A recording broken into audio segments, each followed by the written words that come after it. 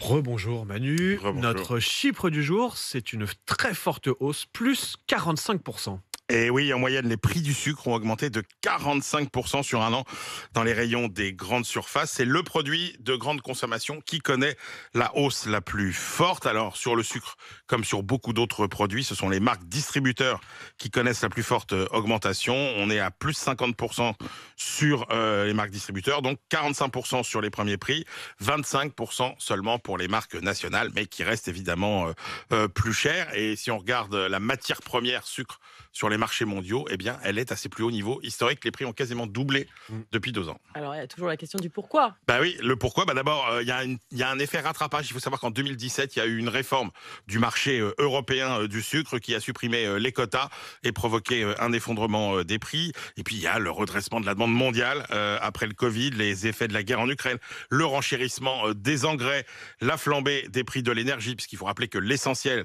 du coût de la transformation du sucre, c'est évidemment de l'énergie. Et puis, toujours les éternels aléas climatiques, les inondations.